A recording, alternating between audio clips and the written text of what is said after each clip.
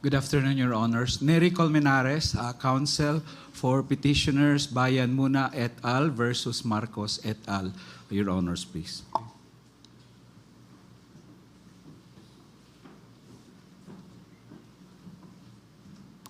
Good afternoon, Your Honors. Attorney Catherine Jessica I. Distorgi Nigundo, respectfully appearing for petitioners Isambayan and UP Law Class of 1975.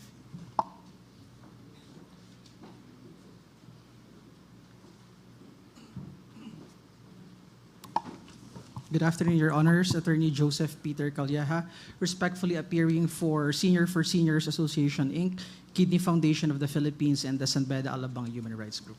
Thank you, Your Honors.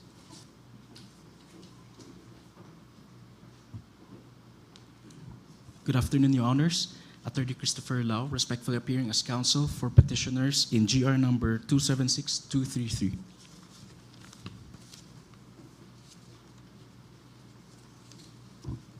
Good afternoon, Your Honors. Respectfully appearing for the petitioners in intervention in Aquilino Pimentel et al. Versus House of Representatives et al. GR 274778. Attorney Jose Sani Matula, Your Honor.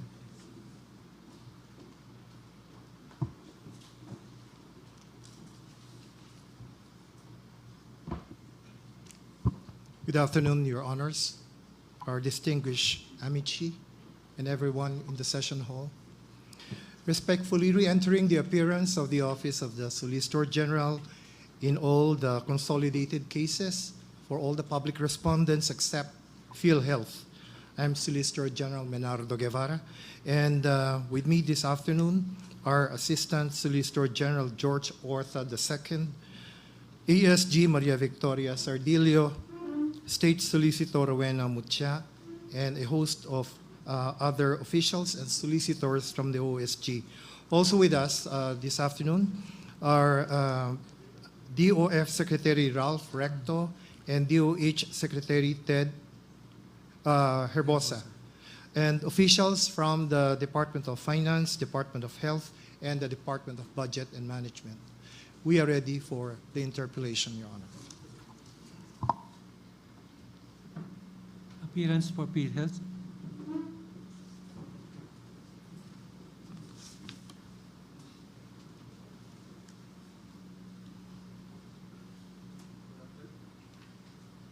Good afternoon, Your Honors.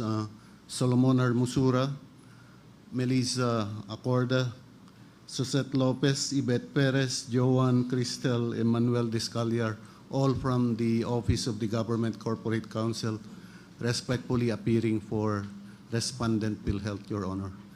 And if I also may mention, Your Honor, Secretaries Amena Pangandaman, Secretaries Bienvenido Laguesma, and Secretary Rex Lon Tigatialian, who are ex officio member of the Philhealth Board, asked me to relay to the court their apologies for not being able to be here. But they are represented by DBM USEC Janet Abuel, Department of Labor and Employment USEC Warren Miklat, and DSWD Assistant Secretary Irene Dumlao. Thank you, Your Honors. Thank you. For the record, we acknowledge the presence of the Amici Curay, former Secretary Margarito Tebes, Orville Solon, Sasha Nadine M. Suzara, and Mr. Sani Aplica. Thank you.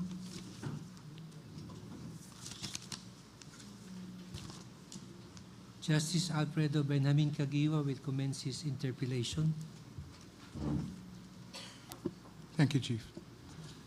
Can I call the Solicitor General, please?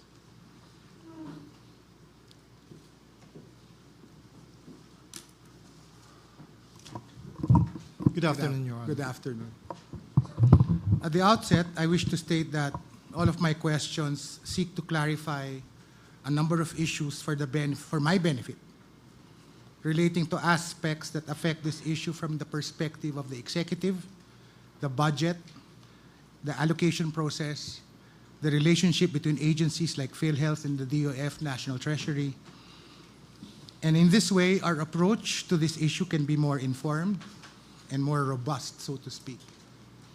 So please indulge me if in the process, I reboot some of the discussions already had. Okay? Of course, Your Honor.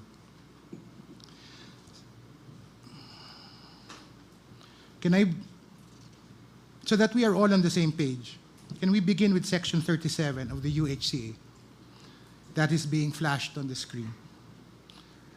And can I confirm from your end that said section provides for 6 sources of funding, namely syntax collections, PAGCOR contributions, PCSO contributions, premium contributions, annual appropriations, and national government subsidies included in the GAA.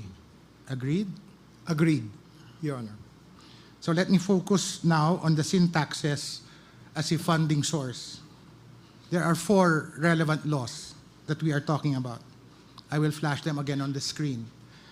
They are Republic Act 9334, Republic Act number 10351, Republic Act 11346, and Republic Act 11467. Do we agree on that? Yes, Your Honor. Based on the slide, you can see that Republic Act 9334 was enacted in 2004, 10351 in 2012, 11346 in 2019, and 11467 in 2020. Agreed?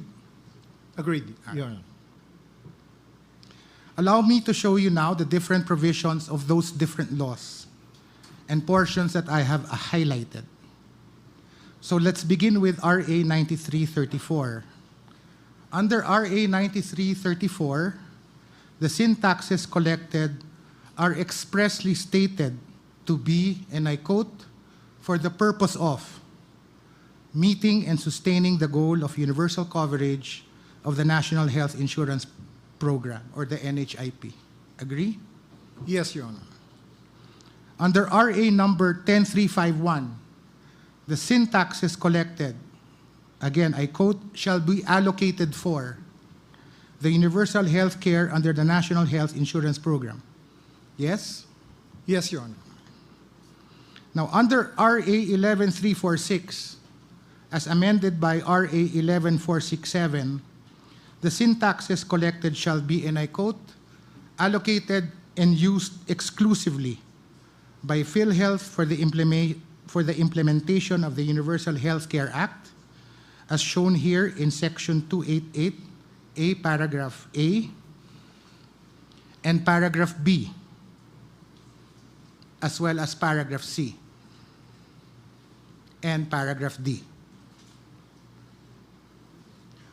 My reading of the 3 laws that we just showed and the highlighted provisions is that a portion of the revenues from excise taxes on alcohol, tobacco, and sugar-sweetened beverages are earmarked exclusively for UHCA.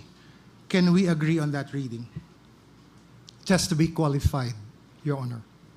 How is it qualified? We have to take a look at Section 37 as well. All right, I will go there. But for the meantime, Mr. Solicitor General, can we agree that the language of these syntax laws provide precisely for that? That they shall be used exclusively for UHCA? Yes, Your Honor, for the implementation of the Universal Healthcare Act. Yes, okay. Thank you, Your Honor. Let me now show you the next slide.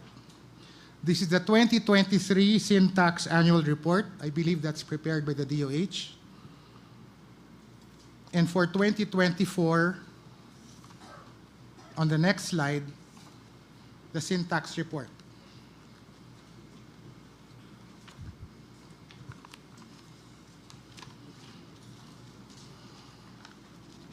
Can we agree, Mr. Solicitor General, that this money generated from the syntax laws is money collected on a tax? Yes, Your Honor. Do we agree that it was levied for a special purpose, namely to fund the Universal Health Care Act? Yes, Your Honor. On the screen is the complete text of Article 6, Section 29(3) of the 1987 Constitution. And the plain language here is this: all money collected on any tax levied for a special purpose shall be treated as a special fund and paid out for such purpose only. I don't think you have any objections to that, right? It is what it is. That's Your Honor. right. You have, however, taken the position that Article 6, Section 29(3) of the Constitution there on the screen does not apply because of three main reasons. And let me show you what I understand to be your three main reasons. So first will be Section 44, Chapter 5, Book 4 of EO 292, which provides that all income shall accrue to the general fund, and I quote, unless otherwise specifically provided by law. The second ground is Section 10 of the Universal Healthcare Act, which provides that, and I quote, and it is highlighted in the screen, for indirect contributors, premium subsidy shall be gradually adjusted and included annually in the GAA, and that, I quote again, the DOH, in coordination with Philhealth, may request Congress to appropriate supplemental funding to meet targeted milestones. Correct? Yes, That's the Your Honor. second ground. The third ground will be Section 37 that you just mentioned, which provides that, it's there on the screen, the amount necessary to implement the provisions of this act shall be included in the GAA and shall be appropriated under the DOH and national government subsidy to Philhealth. Those are the three main arguments I've discerned from your submissions. Am I correct? Yes, Your Honor. All right. So let's go through each one. For EO 292, what is important to you is the phrase, and I quote, unless otherwise provided by law. And according to you, that phrase means that the taxing law must specifically say that the collections should go to a special account. Did I understand your argument correctly? That is correct, Your Honor. And your example is the Coconut Investment Fund under Republic Act 6260, particularly Section 8. I think that's flashed also in the screen, which says that the fees levied on the account farmer shall go to a special fund. Correct? Yes, Your Honor. At this point, with your indulgence, Solicitor General, can I ask Deputy Treasurer Marino to take the other podium?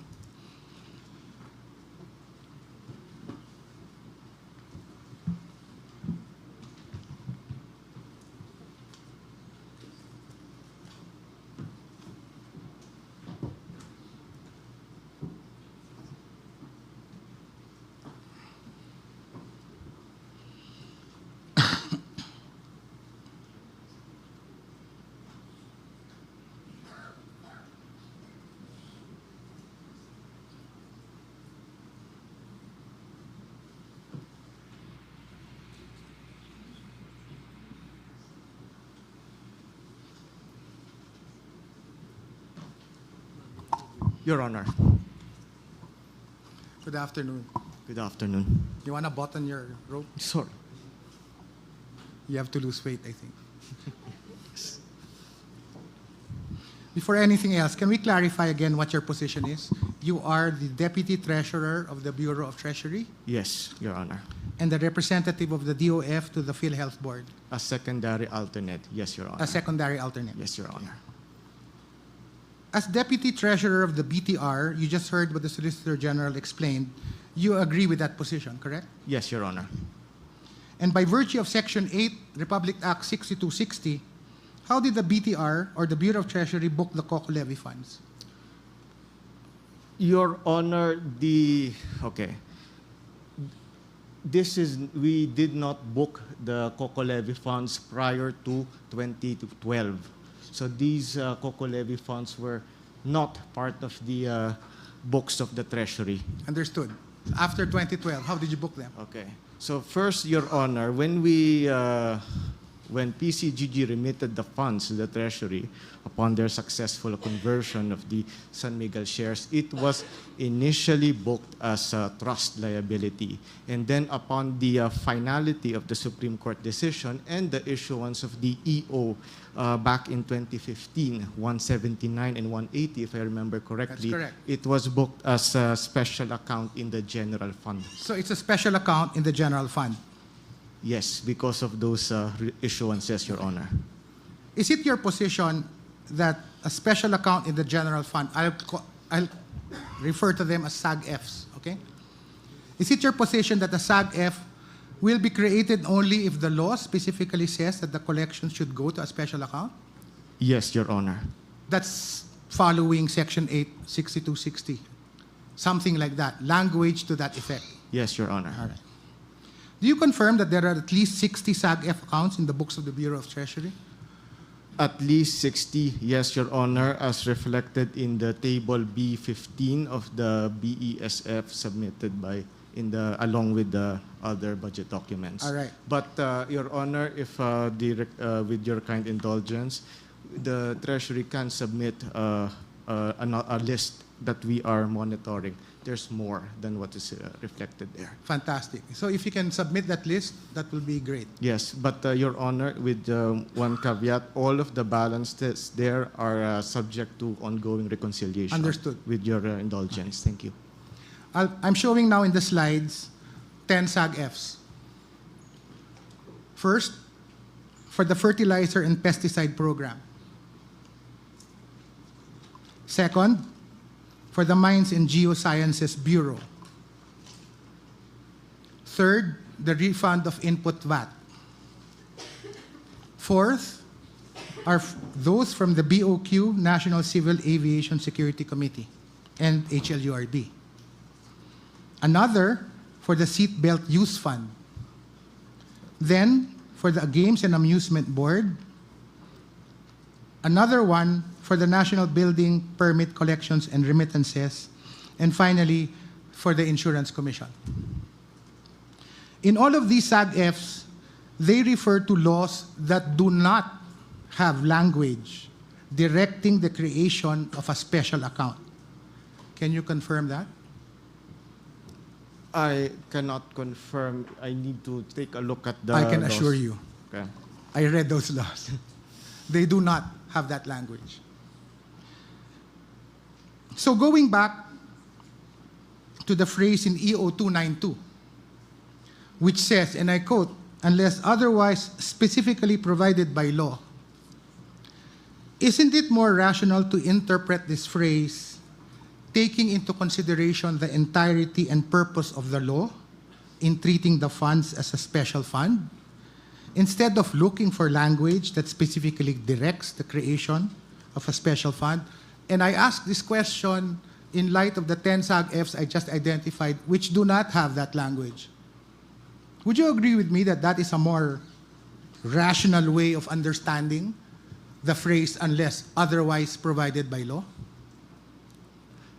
Your Honor, if with your kind indulgence, this provision, the Treasury reads this provision together with another succeeding section, Section 45.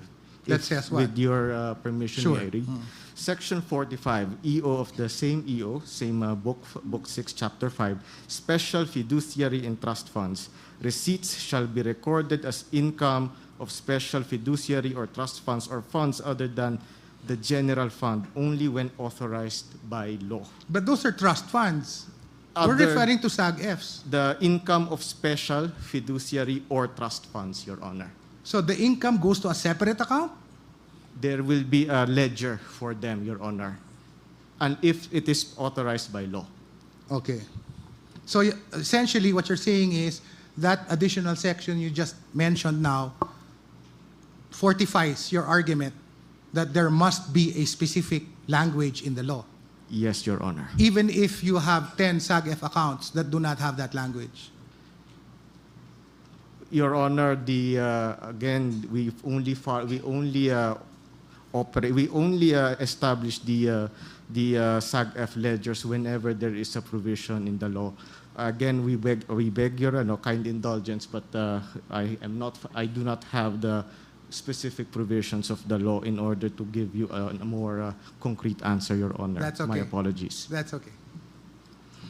I'll go now to the second ground of the OSG, to argue that Article 6, Section 29(3) does not apply, and that is Section 10 of the UHCA. The slide shows the second paragraph of Section 10, and it reads as follows. Provided that for indirect contributors, premium subsidy shall be gradually adjusted and included annually in the GAA, provided further that the fund shall be released to Philhealth, provided furthermore that the DOH, in coordination with Philhealth, may request Congress to appropriate supplemental funding to meet targeted milestones of this act. Mr. Solicitor General,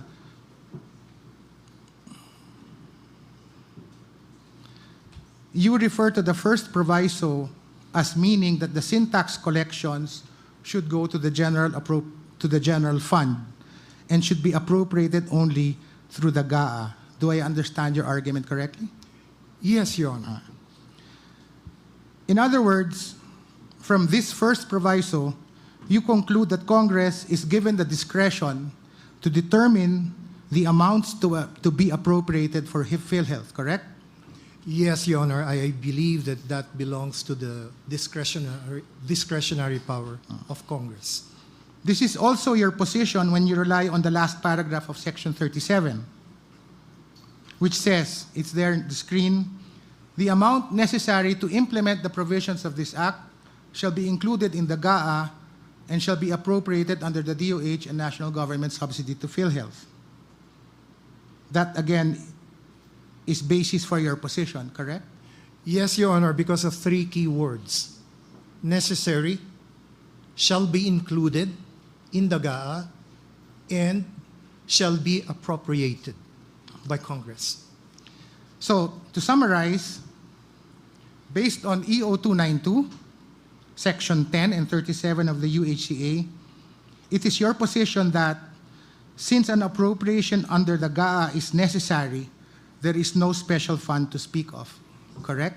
Special fund As described in Section 29.3. special fund in a general sense, Your Honor, as a policy guideline for Congress to consider when they determine the amount that they will give to Philhealth by way of subsidy. It's what we call a soft earmark. So to you, it is still Congress that determines the amount to be appropriated or whether any amount should be appropriated at all, correct? That's what Section 37 actually says, Your Honor. And that is where I have problems with your reasoning. Because your interpretation of these provisions totally destroys the mandates of the sin tax laws and the Universal Health Care Act to deliver such funds to Philhealth for the specific purpose of implementing the universal health care. I'm telling you, that's my problem. I disagree, Your Honor. Yes, understood. But the basic principle of statutory construction is to harmonize, correct? Yes, Your Honor. To make laws consistent with other laws rather than having one considered repealed in favor of the other. Exactly, Your Honor. I'm showing you a slide.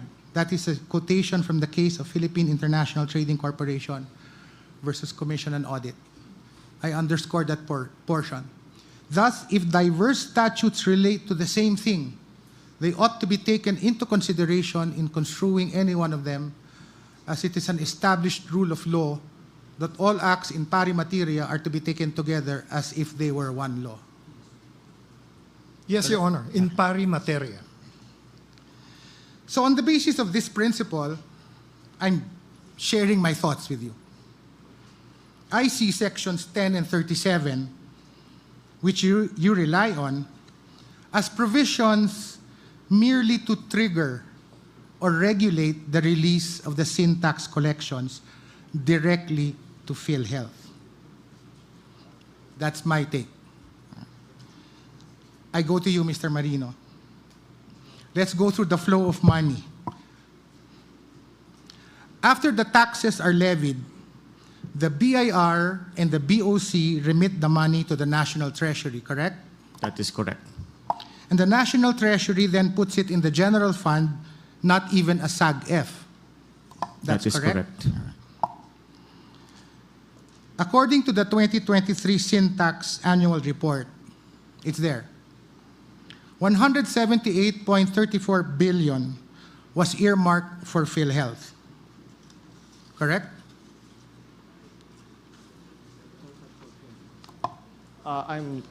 It's 83, Your Honor, if I'm reading the slide. Now, right. 178.34 for health. Yes. Correct? Yes, Your Honor. Of that 178.34, the specific allocation for the premium subsidies for indirect contributors of Philhealth is 83.90 billion. Do you confirm? Yes, Your Honor. However, despite being allocated 83.90 billion in sin taxes, the subsidy, which represents the premium payments for indirect contributors, amounts only to 79 billion, according to that. Agree? Yes, Your Honor. I call your attention now to the 2024 sin tax annual report. It was reported that 79 billion of sin taxes collected in 2022 was earmarked for Philhealth. However, only 40.3 billion subsidy for the NHIP was reflected in the 2024 GAA. This means that around 39 billion of sin tax collections was not given to Philhealth, correct? Yes, under the GAA. Yes, Your Honor. All right. So just to clarify, the figures you just saw in the 2023 sin tax annual report refer to collections from sin tax in 2021, correct? That is correct, Your Honor. And the figures in 2024 sin tax annual report refer to collections from sin taxes in 2022, correct? That is correct, Your Honor. And these sin tax annual reports are based on the certifications issued by the BIR and the BOC on the total amounts collected from sin taxes, correct? That is correct, Your Honor. I'm showing you in the next 5 slides examples of the BIR and BOC certifications. These were submitted in your submissions.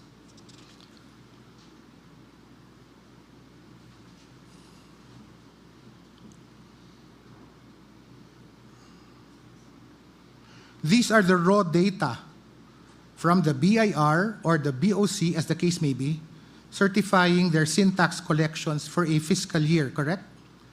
Yes, Your Honor. And it is from these data that the percentage apportionment would then be done, correct? That is correct. And the apportionment is computed by the DBM, correct? Following DBM, DOF, DOH, PAGCOR, PCSO, PhilHealth Joint Circular Number 1, Series of 2022. That is the provision in that circular. Yes, Your Honor. All right. And this process, this money flow, is actually in accord with the last proviso of Section 288A of the NIRC, as amended by Section 14 of Republic Act 11346, where it says, provided further that the allocation for universal health care shall be based on the collection of the second fiscal year preceding the current fiscal year. Correct? That's right, Your Honor. This proviso, correct me if I'm wrong, provides for the appropriate reckoning point from which the allocations for health should be determined, correct? For the sin tax allocation. Yes, for the sin tax. Yes, Your Yes. Honor. And the reckoning point is the actual collections of the second fiscal year preceding the current fiscal year, correct? Yes, Your Honor. Now, having computed the earmarked sin tax collections for health, the next step is to give the allocation to the relevant agency, such as Philhealth, correct?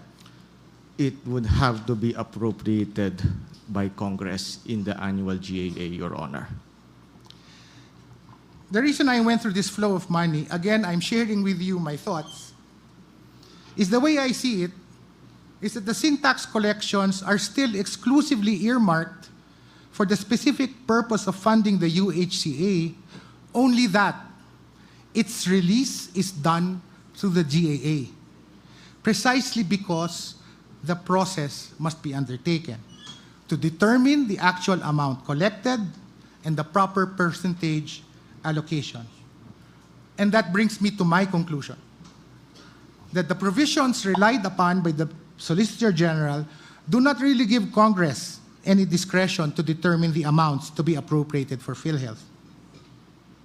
So my question to you is this: would you agree with me that this interpretation of mine harmonizes the provisos of sections 10 and 37 of the UHCA with the undisputed fact that the sin tax collections are meant to be solely used for implementing the UHCA? Your Honor, I am not in a position to agree or disagree with the legal interpretation, but if I may share the historical experience when it comes to these earmarkings or appropriations. Now, Your wait, Hon- hold on. Let me just continue with my questions. All right. I refer you to the second proviso of Section 10. There's a proviso there that says, provided further that the funds shall be released to Philhealth. The funds collected shall be released to Philhealth.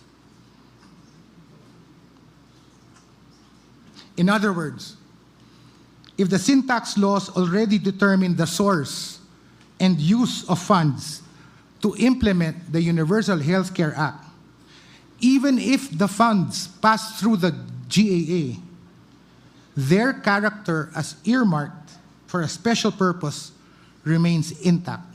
Would you agree with my interpretation?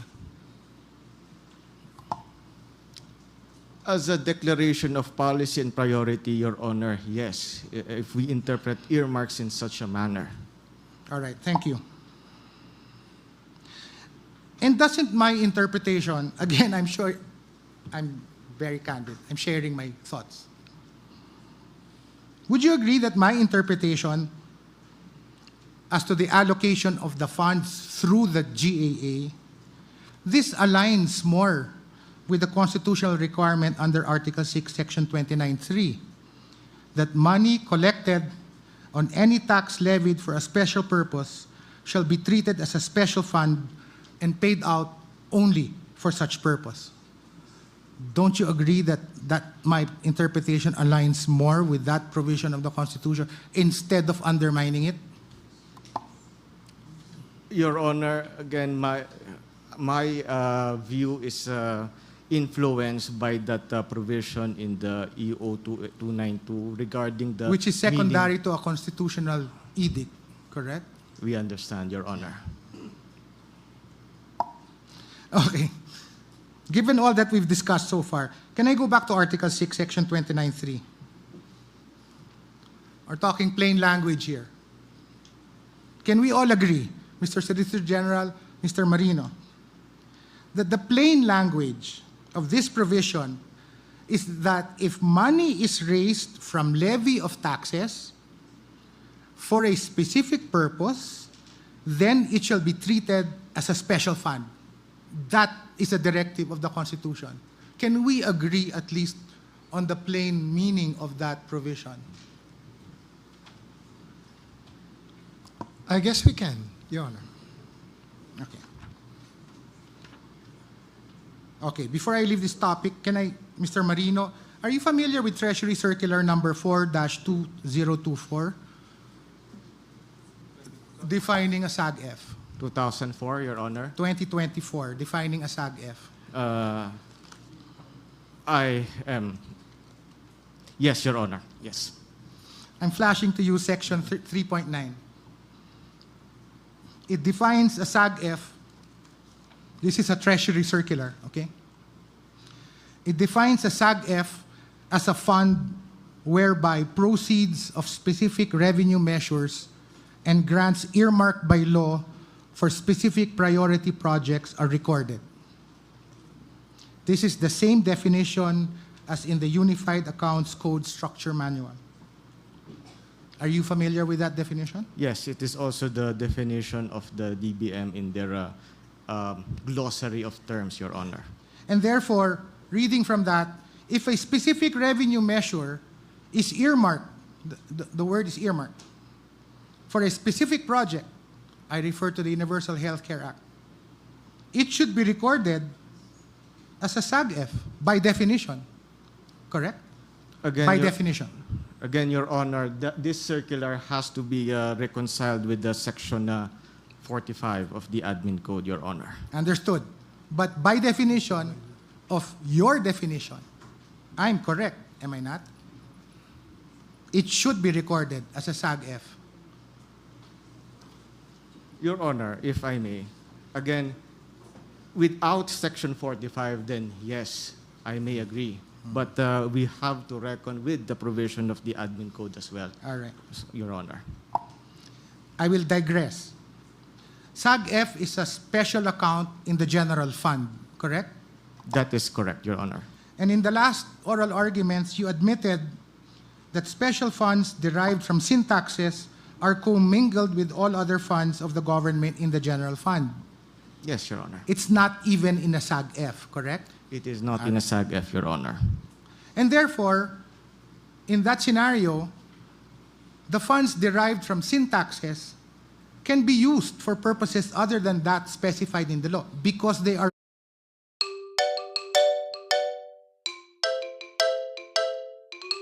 commingled in the general fund, correct? The cash resources, Your Honor, are of course fungible. Yes, pero pag So- inubos mo lahat, magagamit mo yan, di ba? Pag inubos po lahat, Your Honor, we are obliged to raise resources in order to make sure that Correct. But the the funds for the funds, SAG-F but the funds that originally came from the sin tax laws are gone. the specific cash, Your Honor, They're very gone. likely. Yes. Very likely. But again, funds are fungible, Your Honor. Understood. Understood. Let me ask you as a Deputy Treasurer, don't you think there's something wrong about a special fund created by law for a special purpose that it can be used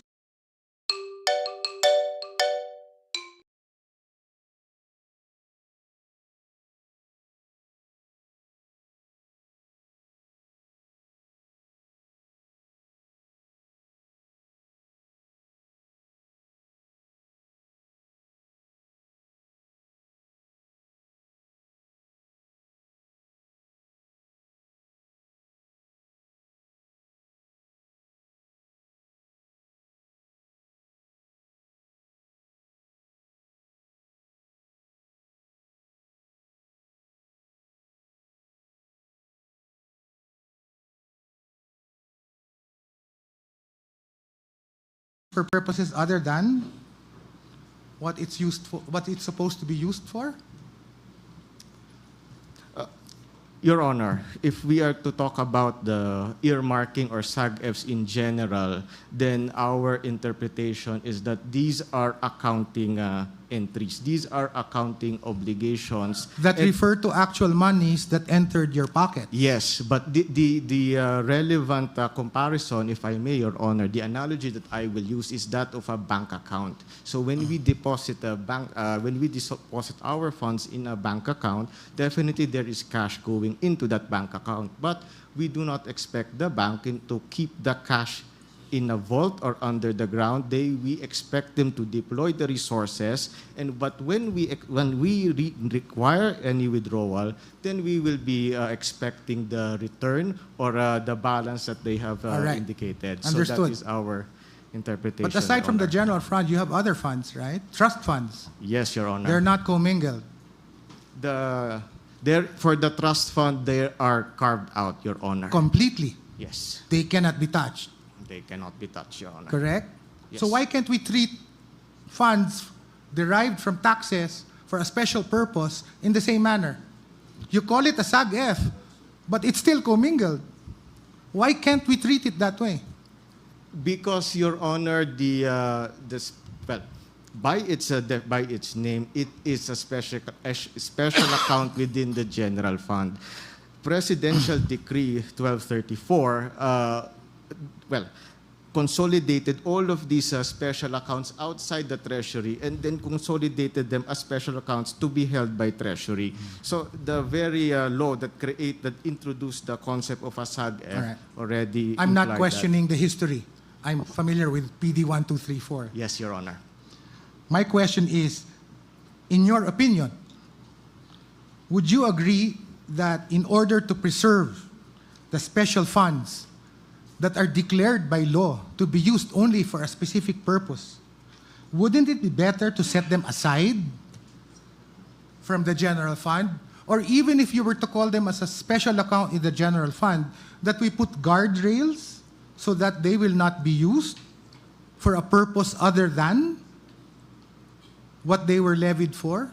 You see, the question is, they were levied for a specific purpose, and now it's being used for something else. Don't you think, since your Treasury, and maybe that will be part of the decision of the court, if we can put some guardrails there, because it doesn't make sense to me personally that a law specifically earmarks a fund for a specific purpose, and it goes into this well where it can disappear, which is not addressed by an answer that says, oh, we can always borrow funds. Okay. Your, Yes. may I, Your Honor? Yes, please. Okay, with your permission. So, Your Honor, one of the regular positions adopted by the economic managers when it comes to their comments for appropriations bill or any basically earmarking of funds is to strongly discourage such practice. Because number one, Yes. it reduces the flexibility. I understand. And of course, from the point of view of the Treasury, to carve out those cash resources, to allow it to make it impossible for Treasury to use simply means that we need to borrow in order to pay for the other Yes. obligations. That would be, in this environment, more fiscally ruinous to the health of the But country. that is the perception of the economic managers. I'm talking about a carve-out by law. Are the economic managers free from following this law? The economic managers are obliged to follow the dictates Exactly. of the law, Your Honor. And the law says this. Therefore, moving forward, should the court decide that these are special funds and they cannot be touched and they cannot be used for any purpose other than that, will the Bureau of Treasury comply? Your Honor, if the court decrees it so, then we have no choice but to comply. But if I must highlight the implication, in the table B15 of the earmark revenues for SAG-F, DBM already highlighted a balance of 600 billion pesos or so. Internally, we have more when it comes to earmarks, SAG-F earmarks for that matter. If we are obliged or commanded to make sure that there is cash backing those earmarks at all times, then we will have to drastically bloat the borrowing program far above the levels that the economic managers or our international partners would deem fiscally credible, fiscally healthy. Okay, So, so- that, Your Honor. Can I ask that you submit a memorandum on that issue? Because Yes, that's Your Honor. important to me. Yes, Your And Honor. what I want to see is whether or not doing so, what are the economic impacts of doing so? Yes, Your Honor. I think that is for a better informed judgment on our part. Yes, Your Honor. All right. Thank you, Mr. Marino. You can take your seat.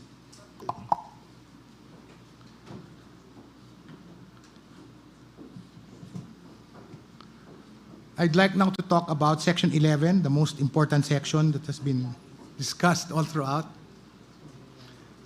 And can we have that flashed on the screen? I'd like to talk about reserve funds. Okay. My first question, Mr. Solicitor General, refers to the first proviso. It says, provided that the total amount of reserves shall not exceed the ceiling equivalent to the amount actuarially estimated for 2 years projected program expenditures. That is the language, correct? Yes, Your Honor. So it calls for an actuarial estimate. Am I correct that Philhealth has an office of the actuary? There is, correct? Yes, Your Honor. All right. According to Philhealth. And I'm correct that it is headed by Ms. Yolanda De Leon? The office of the actuary. Nerissa De Leon is on top of her. The office of the actuary is Yolanda De Leon. Is she here?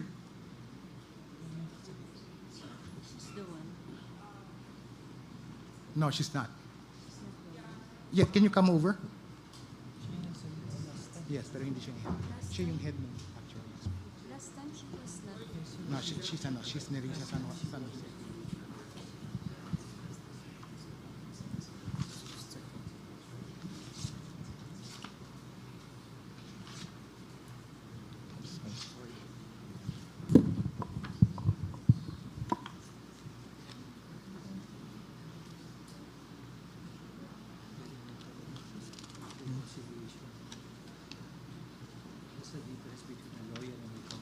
Yeah. I understand the policy.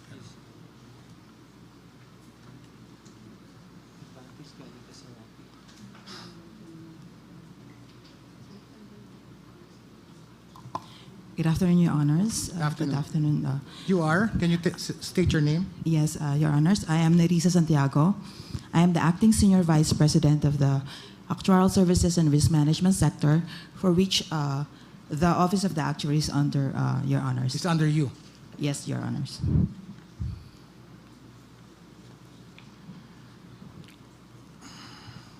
According to the CV of Ms. De Leon, since she's not here, which I will confirm with you, she has been with Philhealth since 1999. Correct? That's correct, Your Honor. And per her CV, she has a bachelor's degree in mathematics, a Master of Science in Applied Mathematics, major in Actuarial Science in 2007. Yes? That's correct, Your Honor. I looked at the scope based on her CV. She listed down her scope of duties. I think you will be familiar with them. They include, among others, if you can flash that on the screen. Number one, ensuring that appropriate protocols in statistical and actuarial analyses are employed by the department. Second, evaluating the reasonableness of projections, estimates regarding membership coverage, collections and benefit claim costs. Reviewing data, reporting findings, results derived by the department, and making the appropriate recommendations. Number four, if you can move the screen, helping determine company policy and explaining complex technical matters to company executives. 5, within the guidelines set, direct the preparation, review, consolidation, and recommendation. These are just some of her duties. I'm asking you now as her boss. You are her boss, right? That's correct, Your Honor. That these responsibilities are accurately described. That's correct, Your Honor. Okay, just for the record, I'm showing on the screen the organizational chart of Philhealth. That is already you are Nerissa Santiago. That's correct, Your Honor. Below you would be the Office of the Actuary on the lower left bottom portion. That's correct, Your Honor. All right. In this Office of the Actuary, you have a number of officers, correct? That's correct, Your Honor. They are called Senior Associate Actuary, Associate Actuary, Assistant Actuary, and Financial Analyst, correct? That's correct, Your Honor. Okay. Just for the benefit of all, I'm flashing on the screen the qualification standards of these officers, and I'd like to go through each one. Senior Associate Actuary must have a master's degree, preferably in the field of mathematics, actuarial science, statistics, or finance. For an Associate Actuary, bachelor's degree in the field of mathematics, actuarial science, statistics, or finance. For an Assistant Actuary or a Financial Analyst, bachelor's degree in actuarial science, statistics, or applied mathematics, or other related fields. Did I say that correctly? That's correct, Your Honor. Am I correct in saying that the actuarial estimates that appear in the financial statements of Philhealth are prepared by these qualified individuals. That's correct, Your Honor. Now, going back to the text of Section 11, Miss Nerissa Santiago. Ms. Nerissa, Yes. you are familiar with Section 11. Yes, Your Honor. How long have you been in Philhealth? For almost 17 years, Your Honor. All right. So you're familiar with how Section 11 operates? Yes, Your All right. correct, Your Honor. When Section 11 provides that the ceiling of the reserve funds can only be determined by an actuarial estimate, kayo yun, di ba? Yes po, that's correct, Your Honor. Okay.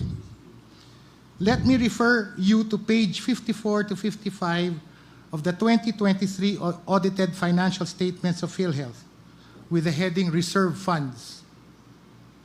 In item 26.1 of the notes to the FS, it says that the amount actuarially estimated for 2 years projected program expenditures is 560.55 billion pesos.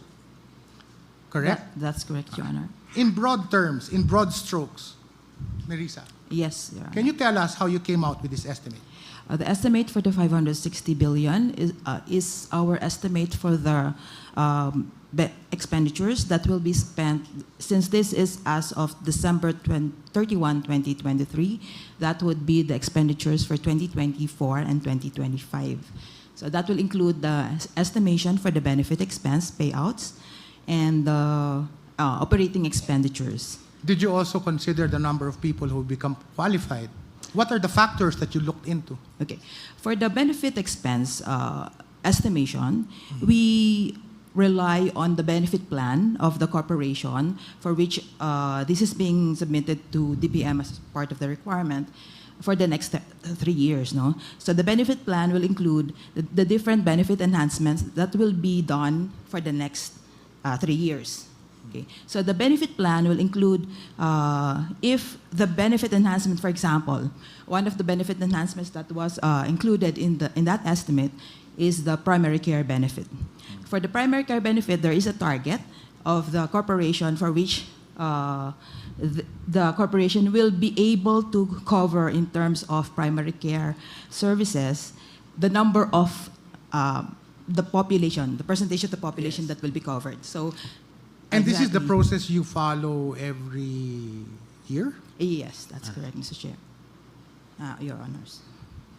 And when DOF implemented special provision number 1D, it did not use the actuarial estimate, did it? Yes, It disregarded your amount. it effectively, because of the DOF circular, I think this is as part of the, in compliance to the DOF circular that had been issued by the DOF. Mr. Yes. Chair. Your Honors.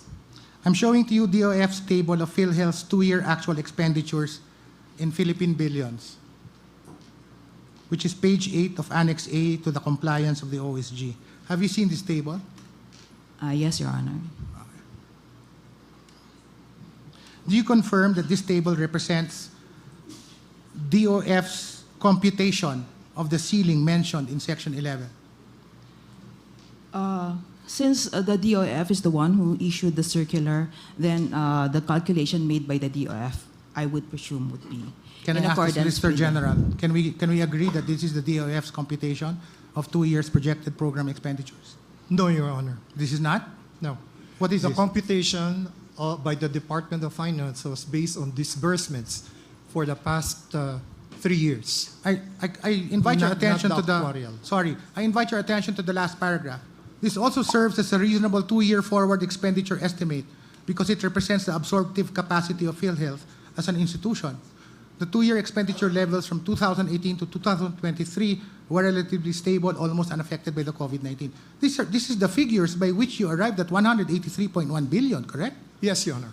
And therefore, that is your approximation of the 2-year ceiling, correct? I guess that is so, Your Honor. So again, to repeat, this is your computation of the ceiling in Section 11, correct? I see Senator Rector nodding his head. Correct? Yes, Your Honor. Okay. And in arriving at that, Ms. Nerissa, when you arrived at your figure, or when you look at the figure of DOF, this is a simple addition of actual expenses of 2018 to 2023 divided by 5. This is not an actuarial estimate, That's correct, Your Honor. correct? Yes po. And the law says what is required is not an average of costs. What is required is an actuarial estimate, correct? Yes, Your Honor, but may I, the way I understand the Section 11 is that the actuarially estimated 2-year program expenditure projected is the ceiling. Correct. Yes, sir. But they reduced the ceiling because they used their own formula, which I am now saying is not an actuarial formula. Is it? Yes, Your It is not. Yes, Your Honor. It is a straightforward getting the average of expenses for 5 years divided by 5 to come up with an average. That's correct, Your Honor. Correct? Yes, Your Honor. Are we in agreement, Mr. Solicitor General? Yes, Your Honor, because Section 11 provides for a ceiling, so Yes. any amount can be less than the ceiling. That's where we disagree. It says actuarial estimate. And the actuarial Yeah, estimate for the ceiling. given For by the ceiling. Yes. She gave an actuarial estimate for the ceiling. How much was that? 500? 560, Your Honor. And your estimate is almost half, 200. Correct? 281, Your Honor, to Correct. be exact. So my point, my question to the Solicitor General is, not using the actuarial figures for arriving at the ceiling violates Section 11, correct? That's what Sorry. Section 11 says. Yes, Your Honor, but if Section 11 speaks of a ceiling, then it goes to show that the reserve fund may actually be at a lower level. And that's what exactly DOF I'm not disputing that. I'm not disputing that. What I'm saying is that in computing the ceiling, you disregarded the actuarial estimate and imposed your own. Am I wrong in that? Well, it seems that that seems was that the I'm right. manner that the DOF computed the Yes. ceiling. But again, the amount that would have to be remitted was based on a different formula. I'm not yet there.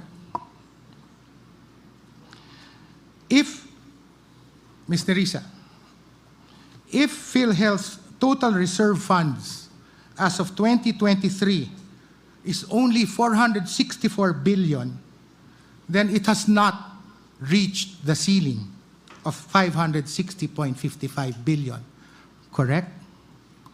Yes, Your Honor. If it is compared to the 560, then it has not reached the ceiling, Mr. Your Honor.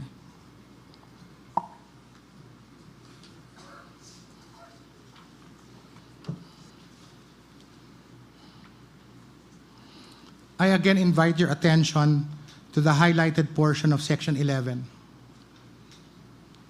if that can be flashed on the screen. The second paragraph. Provided further that whenever actual reserves exceed the required ceiling at the end of the fiscal year, the excess of the Philhealth Reserve Fund shall be used to increase the program's benefits and to decrease the amount of members' contributions. My reading is that once we reach the ceiling of 2 years projected program expenditures, that triggers 2 scenarios. Increase the program's benefits, decrease the amount of members' contributions. Since you've been so familiar with Section 11, do you agree with my reading of this one? Yes, Your Honor. In fact, in the second paragraph of Section 11, it states there that any unused portion of the reserve fund that is not needed to meet the current expenditure obligations or support the aforementioned programs shall be placed in investments. I understand that to mean that until and unless the ceiling is reached, the reserve funds shall be placed in investments, correct? Yes, Your Honor. Can Philhealth accumulate as much reserve funds as it wants? It is limited to the ceiling, Your Honor. Yes. The moment it reaches the ceiling, it triggers those 2 obligations, correct? That's correct, Your Honor. But until it reaches the ceiling, the mandate of Section 11 to Philhealth is to continue maintaining and accumulating these reserve funds, correct?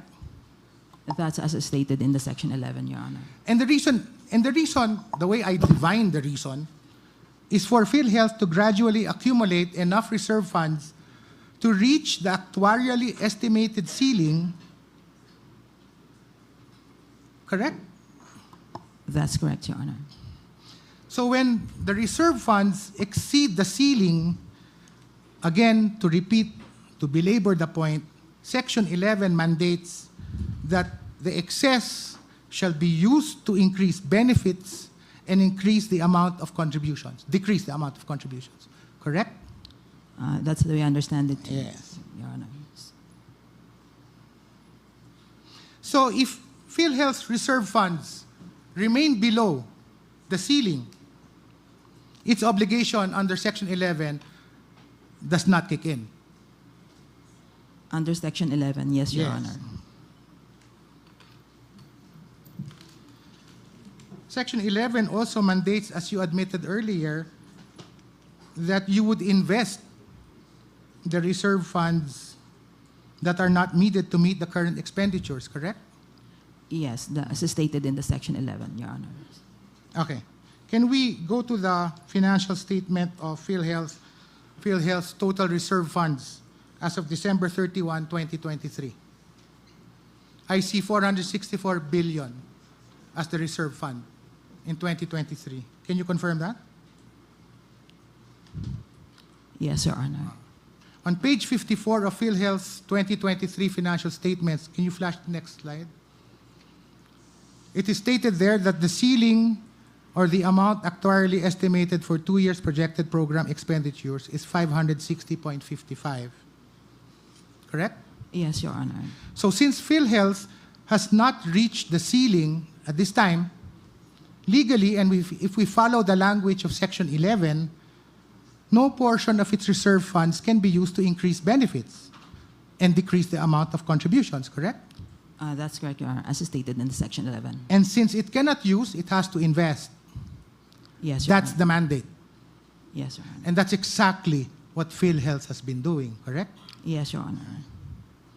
In fact, based on PhilHealth's 2023 financial statements, it has investments in time deposits amounting to 135 billion and investment securities of 336 billion, correct? That's the financial statements of PhilHealth. That's correct, Your Honor. And these investments generate interest income. That's correct, Your Honor. And of its reported income of 174 billion in 2023, PhilHealth generated around 20 billion pesos by way of interest income, correct? That's correct, Your Honor. So I guess where I'm going is that these reserve funds are actually not idle, are they? That's correct, Your Honor. They are earning income, correct?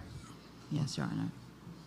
Now, drawing you back to DOF's computation of the 2 years projected program expenditures, if that were the ceiling, which is 280.6 billion, then it means that the ceiling has been reached That's correct, because Your Honor. reserve funds is at 464 billion, correct? That's correct, Your Honor. And, sorry, thank you, Marisa. I will continue with Mr. Solicitor General. Yes.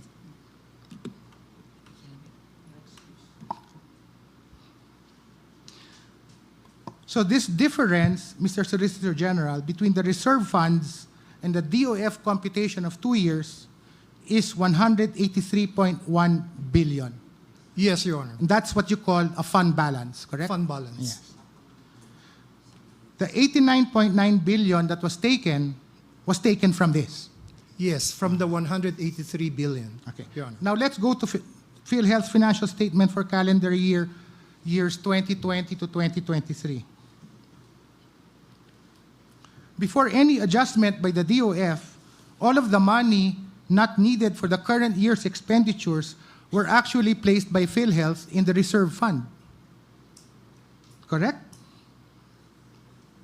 Seems to be the case, Your Honor, but I'm not counsel for PhilHealth, Your Honor. But you are counsel for the DOF. Oh, yes, Your Honor. I'm showing you a screenshot of page 64 of Philhealth's 2023 financial statement under the title Other Significant and Relevant Information. It is there stated that by virtue of special provision number 1D, the management took actions, and I quote, in order to comply with the said directive. Correct? Yes, Your Honor. And one of those actions was the reduction of 183.1 billion of the reserve fund and its transfer to the surplus fund, correct? Yes, Your Honor. So based on all of these, do you confirm that the 183.1 billion fund balance, as you call it, was originally part of the reserve funds? That's where it came from.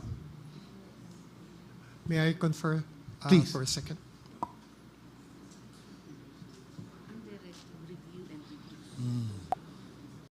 From the reserve fund to the surplus account.